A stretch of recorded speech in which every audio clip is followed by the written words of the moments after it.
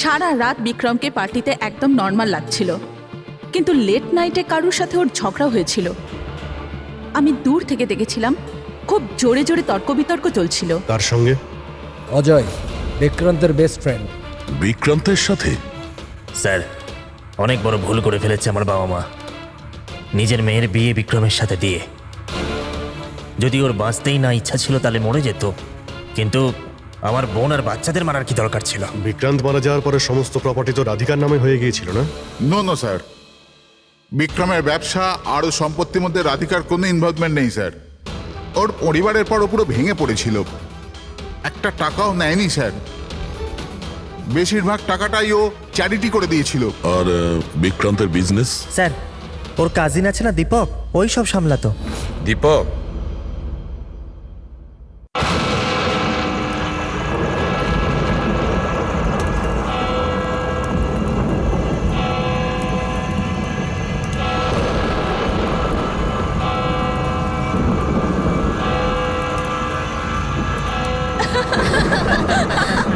খুব মজার জোক ছিল, শুনেছো তুমি? দেখো মা, he looks like a monkey. দেখো মা সব সময় আবার তাড়াতাড়ি এসব? করে আমাকে। আরে প্লিজ তোমরা এই ঝগড়া করো না। মা, ও আমাকে বলতে থাকে সারাক্ষণ।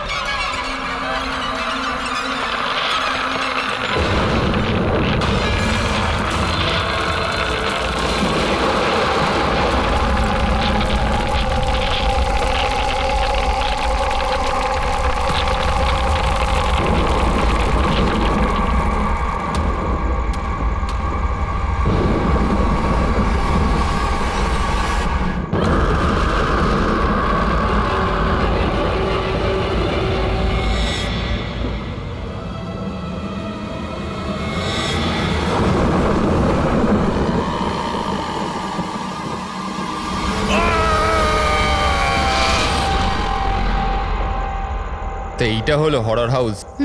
Adventure again. আরে ভাই, ভয় পাচ্ছিস নাকি?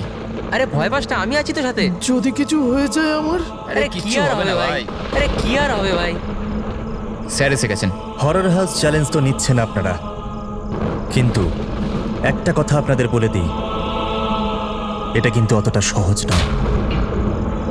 দুর্বল হৃদয়ের জন্য তো একেবারেই নয়। এটা ওই বাড়িটাই না যেখানে 2 বছর আগে একটা ফ্যামিলির মধ্যে মার্ডার হয়েছিল?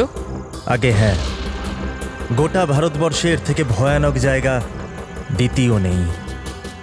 অনেকেই চেষ্টা করেছে, কিন্তু আজ পর্যন্ত কেউই বেশিক্ষণ এখানে টিকতে পারেনি। তাহলে বলো, তোমরা কি এই চ্যালেঞ্জ নিতে প্রস্তুত? জিমি ভাই, অল দ্য বেস্ট। জিমি, তুই তুই তুই ভয় পাচ্ছিস না এখানে? আরে ভয়টা আবার কিসের?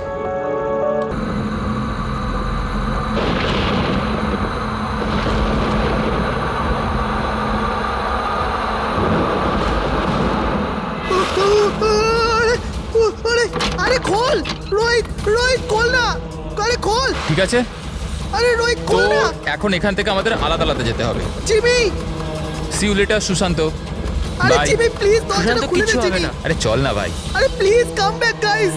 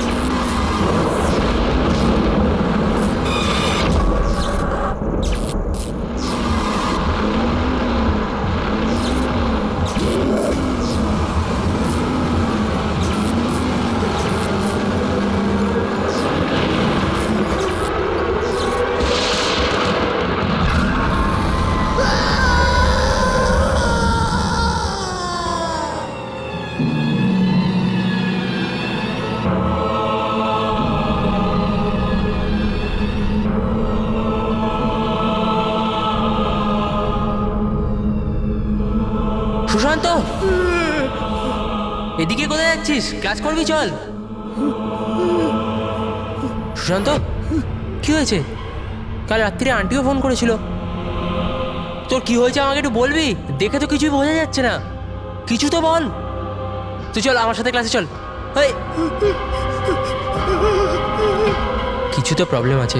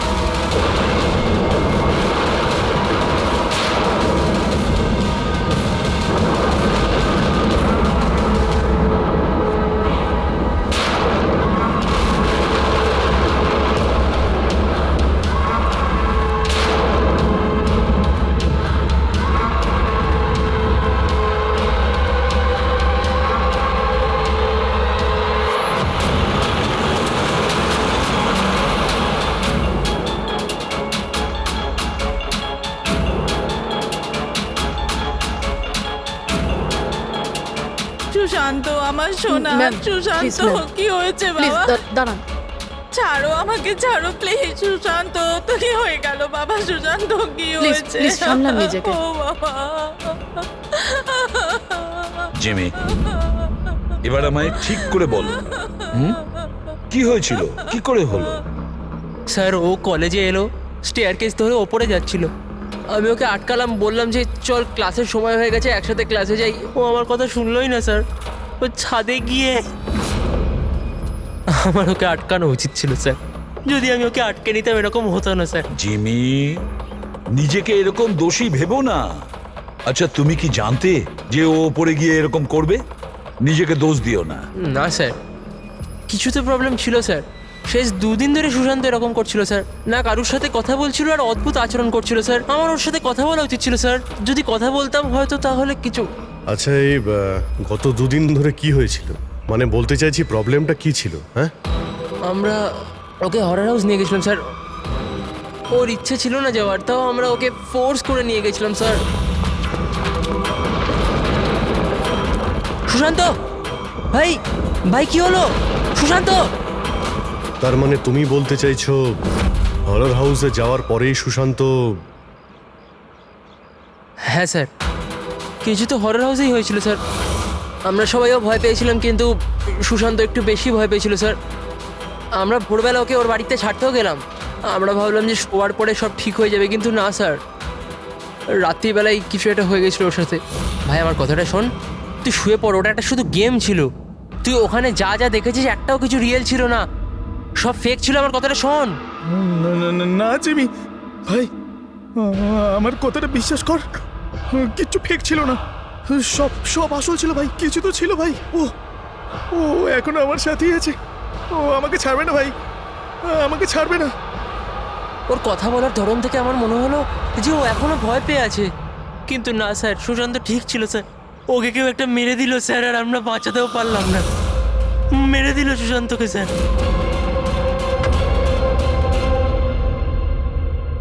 এই দেখো বস, এইটা সিটি স্ক্যান। হ্যাঁ, কার? এটা একটা 80 বছরের বয়স্ক লোকের ব্রেনে সিটি স্ক্যান। এই লোকটির খুব ভয়ঙ্কর ব্রেনের অসুখ ছিল। একটু দেখো বস, এর ব্রেন সেলস কিরকম ছোট হয়ে গেছে। আর স্যার, এই সিটি স্ক্যানের ব্রেন সেলস আরো বেশি ড্যামেজড। এই স্ক্যানটা কার? সুশান্ত। কি? সুশান্তর? একটা ইয়াং হেলদি ছেলের ব্রেনের সেলস একজন বয়স্ক অসুস্থ মানুষের সেলের থেকেও খারাপ? সেটাই তো সবচেয়ে বড় প্রশ্ন অভিজিৎ, কিভাবে? আর আমরা ওর ফ্যামিলি ডক্টরের সঙ্গেও কথা বলেছি। ডক্টরও বলেছে ও একদম ফিট ছিল, না কোনো হেলথ ইস্যুস, না মাথার কোনো প্রবলেম, কিচ্ছু না। স্যার জিমি আমাদের বলল যে হরর হাউস থেকে ফেরার পরেই এই সুশান্তের বিহেভিয়ারে পরিবর্তন এসেছিল। আর স্যার সুশান্তর মারও তাই বক্তব্য। সুশান্ত অদ্ভুত অদ্ভুত কথা বলতে শুরু করেছিল। ওর মনে হচ্ছিল ওর আশেপাশে কেউ আছে যে ওকে মারতে চায়, অথচ কিছুই ছিল না। মাত্র দুদিনে সুশান্তর স্কিজোফ্রেনিয়া সিম্পটম দেখা দিয়েছিল। কিন্তু কিভাবে? অভিজিৎ, জিমি হয়তো ঠিকই বলছে, এটা কোনো আত্মহত্যা নয়, খুন হয়েছে, খুন করা হয়েছে।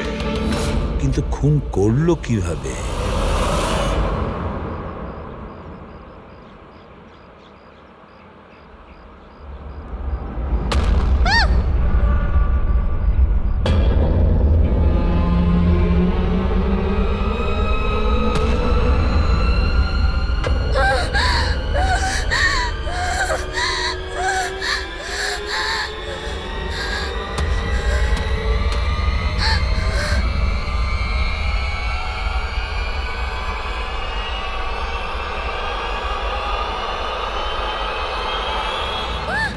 আরে দাঁড়াও, শোনো, দাঁড়াও, শোনো, শোনো, আরে আরে দাঁড়াও, এ পাগল হয়ে গেছে নাকি?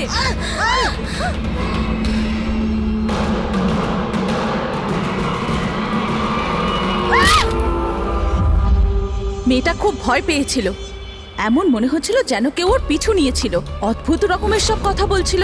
আমরা তোর সাহায্য করছিলাম, আমাদের দেখেই পালাতে গেল আর গাড়ির সামনে পড়ে গেল। তোমরা নিনার বন্ধু তাই তো? তো তোমরা ওকে কখনো অদ্ভুত বিহেভ করতে দেখেছো? ছিল, কিন্তু আজ যখন কলেজ এলো একদম অন্যরকম বিহেভ করছিল। জিজ্ঞাসা করতে কিছু বললো না তো, তারপর হঠাৎ করে ক্লাস ছেড়ে চলে গেল। মানে কাল অবধি সব ঠিকঠাক ছিল, তো আজ আর কালের মধ্যে এমন কি হয়েছে যে ও এইভাবে বিহেভ করছিল? কাল রাতে আমরা হরর হাউসে গিয়েছিলাম, আর লীনা খুব বেশি ভয় পেয়ে গিয়েছিল। আমরা ভাবলাম যে সারা রাত ভালো করে ঘুমোলে সকালেও ঠিক হয়ে যাবে। এক্স্যাক্টলি কি হয়েছিল ওখানে? স্যার, লীনা ওখানে হঠাৎ করে অজ্ঞান হয়ে গিয়েছিল। Leena, Leena, Leena, Leena, are you okay? তারপর থেকেই তো ও অদ্ভুত বিহেভ করতে লাগে। ওকে দেখে মনে হচ্ছিল ওকে যেন কেউ মেরে দেবে। কি হলো? কেউ আছে ওখানে, দেখ, কেউ আছে। না, কেউ এখানে নেই এসছে ওখানে। কেন? যাও, গো। কেউ নেই ওখানে। আমি যেখানেই যাই সেখানেই চলে আসে। আমাকে ছাড়বে না, আমাকে মেরে ফেলবে। হরর হাউস, এটা সেই হরর হাউস যেখানে সুশান্ত তার বন্ধুর সঙ্গে গিয়েছিল, আর যেখান থেকে আসার পরে ওর আর নিনার মাথার মধ্যে নানান রকমের চিন্তা ঘুরতে থাকে, ভুল ধারণা হতে থাকে। কিছু না কিছু গন্ডগোল আছে এই হরর হাউসে, কিছু না কিছু গোলমাল আছে। এরকম কিচ্ছু নেই স্যার, আমি সত্যিই জানি না ওদের দুজনের কি হয়েছে। তুমি জানবে না তো আর কে জানবে? হ্যাঁ, এই হরর হাউসের ব্যাপারে তোমার কোম্পানি সোশ্যাল মিডিয়াতে মেসেজ শেয়ার করেছিল, তাই না? আর এতে পরিষ্কার লেখা আছে যে এই হরর হাউসে মার্ডার হয়েছে, আর যে কেউ এই বাড়িতে এক রাত থাকলে তাকে 50,000 টাকা পুরস্কার দেওয়া হবে। হ্যাঁ, আর এতে এটাও লেখা আছে যে এই হরর হাউস তৈরি হওয়ার আগে 2-3 জন এখানে রাতে ছিল যারা এখনো নিখোঁজ। এদের এখনো পর্যন্ত খোঁজ পাওয়া যায়নি। স্যার, মার্কেটিংয়ের জন্য সব কিছু করতে হয়। হরর হাউসের প্রমোশনের জন্য কিছু অ্যাক্টরকে দিয়ে আমরা কাজ করিয়েছিলাম যাতে লোকেরা এখানে আসে।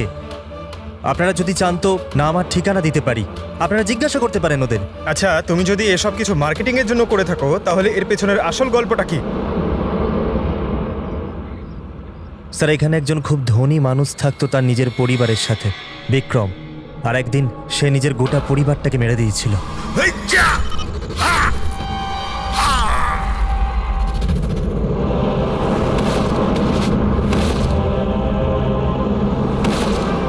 আমাকে মারতে এসেছিল, সবাইকে মেরে দিয়েছি আমি, সবাইকে মেরে দিয়েছি আমি।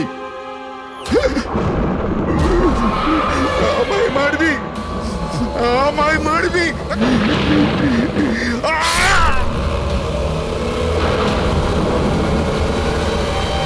হ্যাঁ স্যার, বিক্রান্তের ব্যাপারে আমি নিউজে দেখেছিলাম।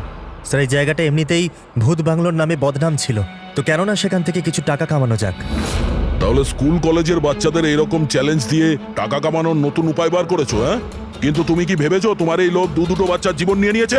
স্যার, আপনি জানেন তো যে হরর হাউসটা আসলে কি? এখানে সব কিছুই নকল স্যার। ভয় পাওয়ানোর জন্য ডেড বডির জায়গায় নকল অভিনেতারা থাকে, রক্তের জায়গায় লাল রং থাকে, লাউড নয়েজেস থাকে, দ্যাটস ইট। এখানে এমন কিচ্ছু নেই স্যার যাতে কারোর বিপদ ঘটতে পারে। স্যার স্যার ডক্টর সালুঙ্কের মেসেজ করেছে। ওর সিটি স্ক্যান থেকে জানা যাচ্ছে যে ওর ব্রেন সেল সেইভাবেই ড্যামেজ হয়েছে, ঠিক যেমনভাবে সুশান্তেরটা হয়েছিল স্যার। এবার বলো, যদি এটা সত্যি নাটক হয়ে থাকে, নকল হয়ে থাকে, তাহলে কারোর ব্রেনের উপর এত প্রেসার পড়বে কি করে? স্যার, আমি এর সম্পর্কে কিচ্ছু জানি না, আমি সত্যি বলছি। ঠিক আছে, আজ রাতে এই হরর হাউসে আমরা থাকবো। জানতে তো পারা যাবে বিজনেসের নামে এখানে কোন কোন খেলা চলছে।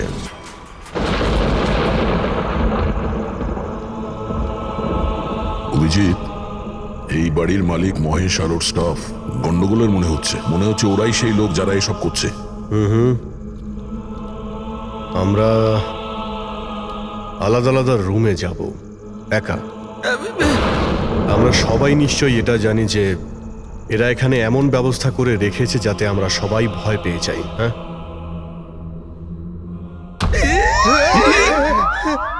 পঙ্কজ, বি ভেরি কেয়ারফুল, ঠিক আছে? এই বাড়িতে দুজন মারা গেছে, অনেক কিছু হতে পারে যখন তখন, তাই সাবধানে থেকো, ঠিক আছে? হ্যাঁ স্যার। সবকিছু ভালো করে দেখবে, ঠিক আছে? Be alert.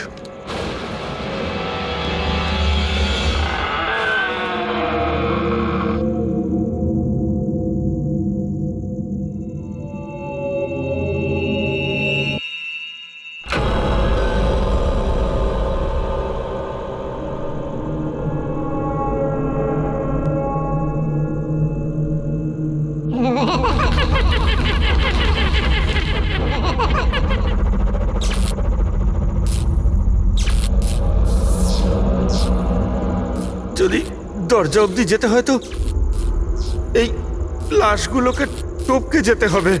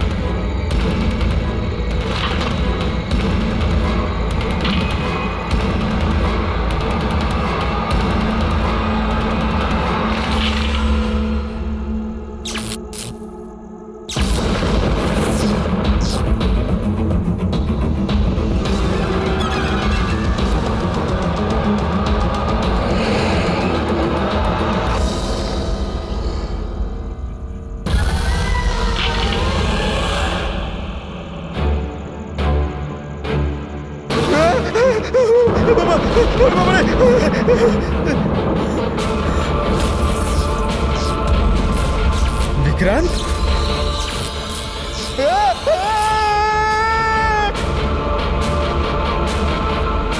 পঙ্কজ, পঙ্কজ, পঙ্কজ কি হয়েছে? হ্যাঁ, পঙ্কজ আরে কি হলো? পঙ্কজ, হ্যাঁ তুমি ঠিক আছো? সাবধানে। পূরবী, ফ্রেডি, তাড়াতাড়ি হসপিটালে নিয়ে যাও। হসপিটালে নিয়ে যাও তাড়াতাড়ি। পঙ্কজ, চল সাবধানে। চল, কি হলো তোর? এসব কি হচ্ছে? হ্যাঁ, এর অবস্থা দেখতে পাচ্ছো? তোমরা এখানে কিরকম বিপজ্জনক খেলা খেলছো? স্যার আমি আপনাদের তো বলেছিলাম এখানে সবকিছু নকল। যাদেরকে আপনারা দেখেছেন সবাই জুনিয়র অ্যাক্টর হাতে ছুরি নিয়ে। আর স্যার ওটা বিক্রমের হলোগ্রাম ইমেজ ছিল। স্যার এখানে এমন কিচ্ছু নেই যাতে কারোর বিপদ ঘটতে পারে। তুমি একটা কথা হাজারবার বলো, কিন্তু একটা কথা ঠিক, এখানে কিছু তো আছে যেটা যেটা ঠিক নয়। বস, পঙ্কজের অবস্থা আগের থেকে ভালো। ওর সিটি স্ক্যান করা হয়েছে আর তাতে এমন কিছু পাওয়া যায়নি যেটা চিন্তার কারণ হতে পারে। এটা খুব ভালো ব্যাপার যে তোমরা একদম ঠিক সময় পঙ্কজকে ওখান থেকে বার করে আনতে পেরেছো। বুঝতে পারছি না, ওই হরর হাউসে আমরা সবাই ছিলাম। এমন কিছু রুম ছিল যেখানে থাকলে ভয় করতে পারে, তখনই আমরা অন্য রুমে চলে যেতাম। পঙ্কজ হয়তো এরকমই করেছিল, কিন্তু ওর সঙ্গেই এমন কি হলো যাতে ওর ব্রেনে এতটা এফেক্ট পড়লো? স্যার এই সুশান্ত আর নীনা তাদের বন্ধুদের সঙ্গেই হরর হাউসে গিয়েছিল, কিন্তু এর প্রভাব কিন্তু এদের দুজনের উপরেই হয়েছিল। ওদের বন্ধুদের উপর কোনো প্রভাব হয়নি, সবাই নর্মাল ছিল। স্যার হতে পারে ওই হরর হাউসের কোনো একটা ঘরে এমন কোনো জিনিস আছে যেটা মানুষের ব্রেনের ওপর খুব প্রভাব ফেলে। এই পঙ্কজ, নীনা, সুশান্ত ওরা গিয়েছিল তাই ওদের ব্রেনে প্রভাব পড়েছে। বাকি সবাই ওই ঘরে যায়নি তাই ওদের ব্রেনে কোনো প্রভাব পড়েনি। হতে পারে দয়া, হতে পারে, কিন্তু কোন রুমে ঘটনাটা ঘটেছে সেটা তো জানতে হবে। স্যার আমি ওখানে বিক্রান্তের ডায়েরি পেয়েছি। যেদিন ওর ফ্যামিলিকে খুন করে ও আত্মহত্যা করেছিল তার কয়েকদিন আগেই ও লিখেছিল, আমি আবার ওদের দেখেছি, ওদের শব্দ শুনতে পেয়েছি, ওরা সব জায়গাতে আমার পিছু নিচ্ছে, আমি রাতে ঘুমোতে পারি না, কাউকে ভরসা করতে পারছি না, ওই শয়তান সবাইকে ওর দিকে করে নিয়েছে। কিন্তু অদ্ভুত ব্যাপার হলো এর আগেও যা কিছু লিখেছে তা একদমই নর্মাল, তার মধ্যে ভয়ের কোনো কথা লেখাই নেই। যা কিছু হয়েছে হঠাৎ করেই হয়েছে স্যার, সুশান্ত আর নীনার মতো। একটা কথা কিছুতেই বুঝতে পারছি না অভিজিৎ, এই বিক্রান্ত তার নিজের ফ্যামিলিকে পুরো শেষ করে দিল আর এতটা ভয় পেল যে নিজেকেও মেরে ফেললো, আত্মহত্যা করলো। না অভিজিৎ, কিছু না কিছু গোলমাল আছে। তাহলে কি সুশান্ত আর নীনার মতো কেউ বিক্রান্তকেই মেরেছিল? এটা আত্মহত্যা নয় বরং খুন। বাট কি হতে পারে বিক্রান্তের সঙ্গে, কি হয়েছিল ওর সাথে, কিভাবে জানা যাবে? স্যার বিক্রান্তের ফ্যামিলিতে মাত্র একটাই মেয়ে জীবিত এখনো, ওর বড় মেয়ে রাধিকা। স্যার হয়তো আমি আজ বেঁচে আছি তাহলে শুধু এই কারণ আমি ওই দিন শহরের বাইরে ছিলাম, একটা ট্রিপে গেছিলাম, আর যখন ফেরত এলাম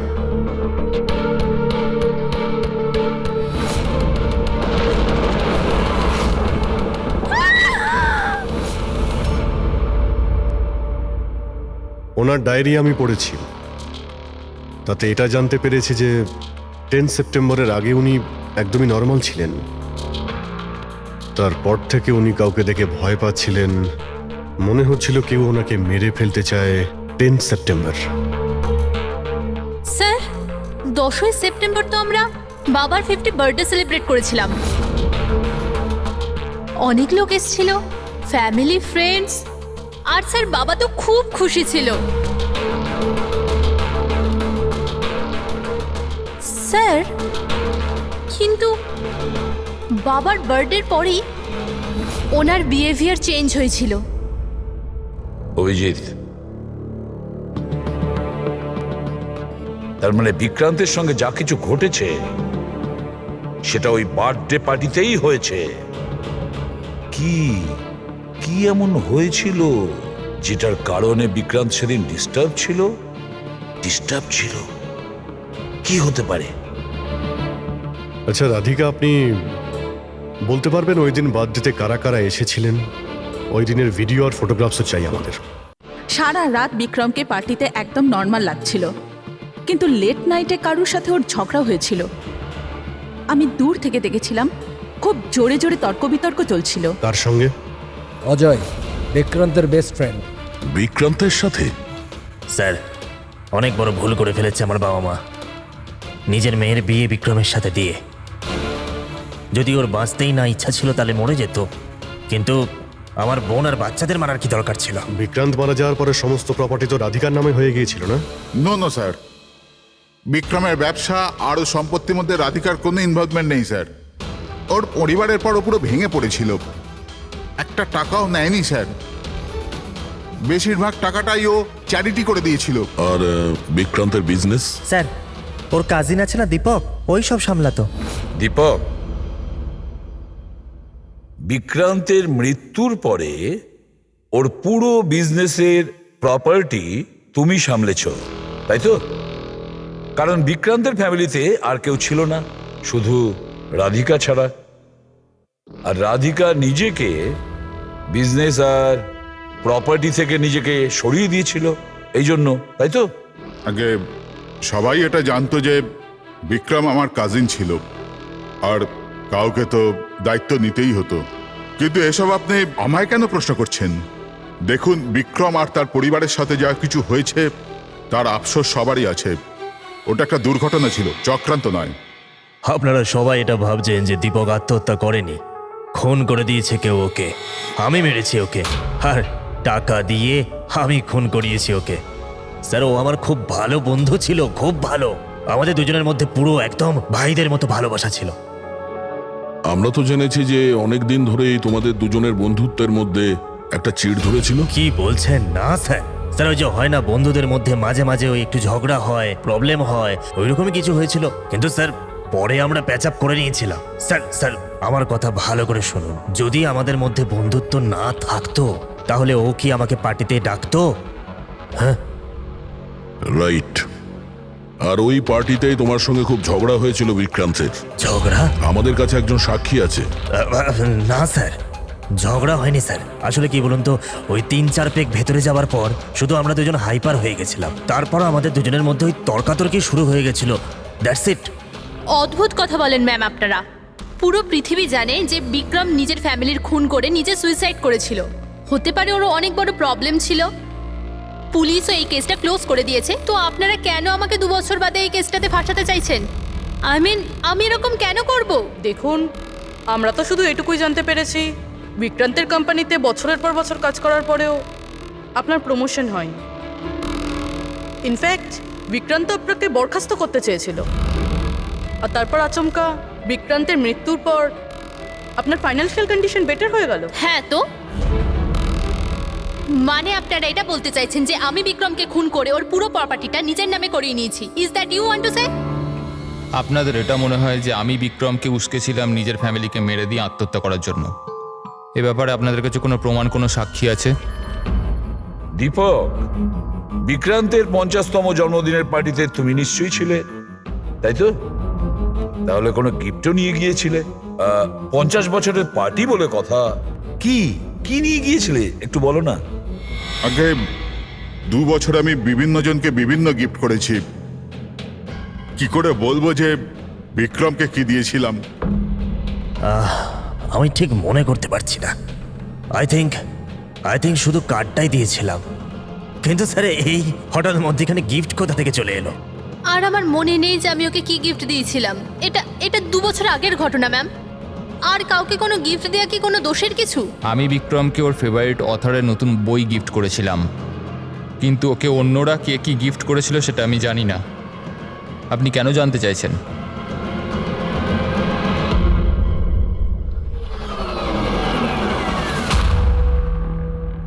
সবাইকে জিজ্ঞাসাবাদ করেছি স্যার, শুধুমাত্র 4 জন লোক, অজয়, দীপক, দিব্যা আর নন্দন গন্ডগোলের মনে হচ্ছে স্যার।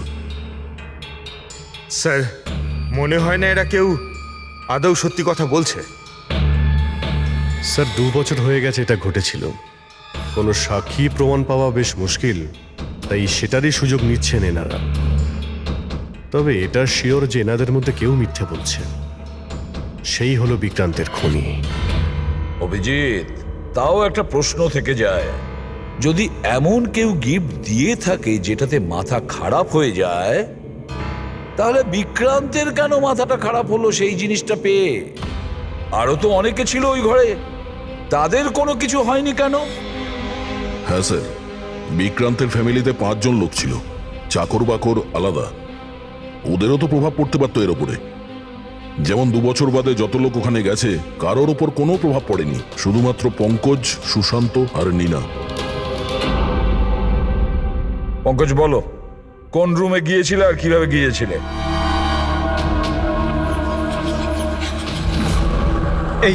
এটা করিডোর ছিল স্যার। আমি সিঁড়ি দিয়ে নিচে যাই স্যার, করিডোর ক্রস করে এখানে হলে যাই স্যার। আর তারপর স্যার ওখানে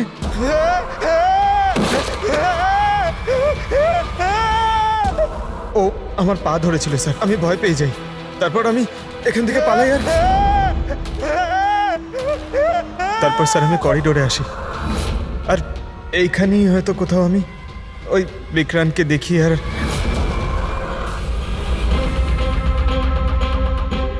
হ্যাঁ স্যার, পঙ্কজকে আমরা এখানেই পেয়েছি, এই করিডোরেই। আর নীনাকে ওর বন্ধুরা এই জায়গাতেই দেখেছিল। আর সুশান্ত এখানেই, সুশান্ত এই জায়গাতেই পেয়েছিল। আর সেটা যাই হোক, যেটা আমরা খুঁজছি হতে পারে এর আশেপাশেই কোথাও আছে। স্যার ওখানে কি থাকতে পারে? ওখানে তো অ্যান্টিক্স, পেন্টিং, না জানি কি কি ছিল। ওখানে এমন কি থাকতে পারে যার জন্য ওরা মারা গেল? স্যার, বিক্রান্তের মৃত্যু 2 বছর আগে হয়েছিল, আর এই দুজনের মৃত্যু সবে মাত্র হয়েছে 2 বছর পরে। এমন কি জিনিস থাকতে পারে ওখানে যার ফলস্বরূপ এতগুলো মৃত্যু হলো? কি আছে সেটা খুনি বলতে পারবে।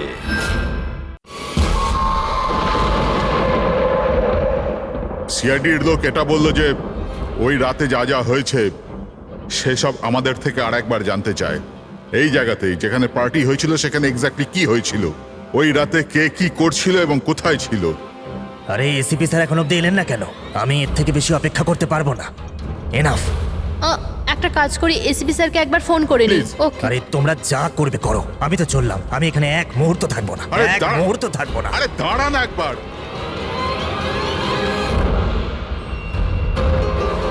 হ্যালো স্যার, আমি বলছিলাম, আপনি আমাদের হরর হাউসে রেখেছিলেন না? আমরা এসে গেছি। হ্যাঁ স্যার, আমি, নন্দন, অজয় আর দীপক। কি আপনি ডাকেননি? এরকম কোনো কথাই হয়নি। Okay sir. কি হলো? এসিপি বলছেন উনি আমাদের ডাকেনি। আরে আরে এসব কি হচ্ছে? জানি না, মনে হয় কেউ আমাদের সাথে মজা করেছে।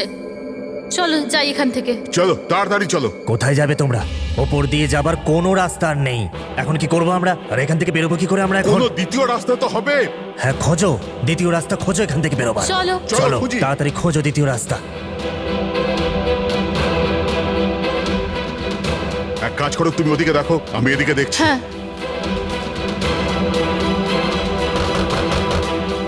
আরে কেউ আছেন? প্লিজ দরজা খোলো।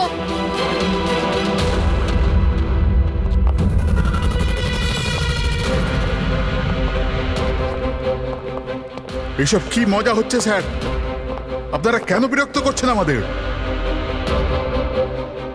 বিরক্ত করছি না আমরা, শুধু পরীক্ষা নিচ্ছি, আর তার রেজাল্টও পেয়ে গেছি। আমরা বুঝতে পেরেছি খুনি কে। আপনাদের সবাইকে এই হরর হাউসে সেই জায়গাতে বন্দি করা হয়েছিল যেখানে এমন কোনো জিনিস আছে যার কারণে ব্রেনের ওপর খুব প্রভাব পড়ে আর মানুষ অদ্ভুত ধরনের বিহেভ করে, কিন্তু ওই জিনিসটার ব্যাপারে খুনি জানে। আর সেই জিনিসের কারণেই খুনিকে চিনতে পারা গেছে।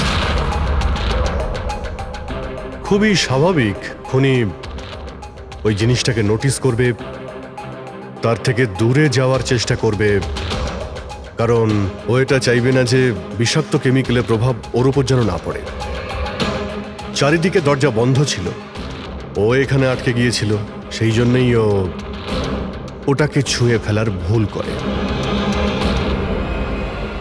আর এই ঘরে কি কি ঘটেছে সবকিছু সিসিটিভি ক্যামেরায় বন্দী।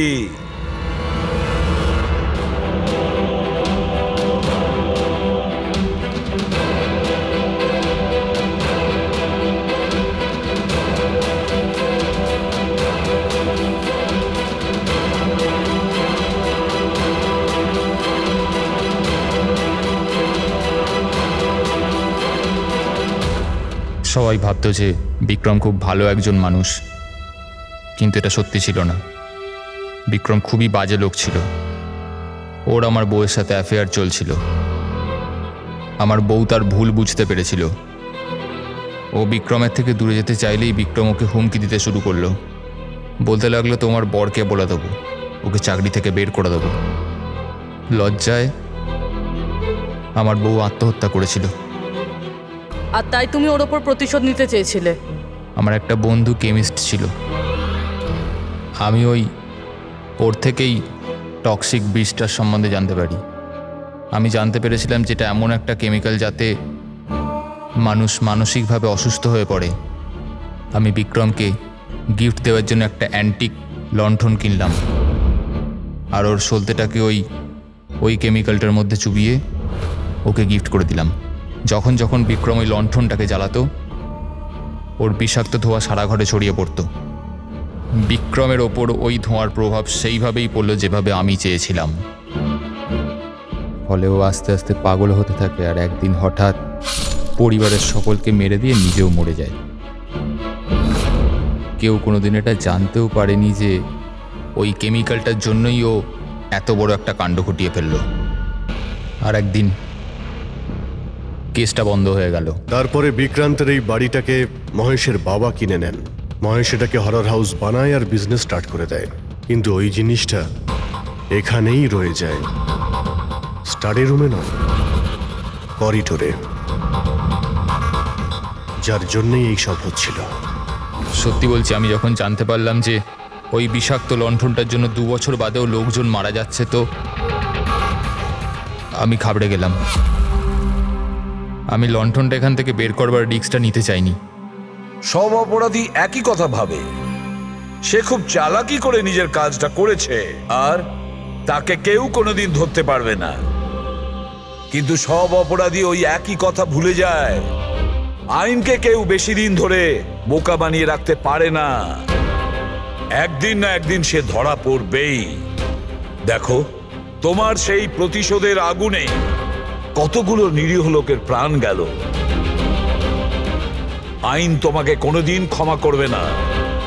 কঠোরতম শাস্তি হবে তোমার, ফাঁসি হবে তোমার, ফাঁসি।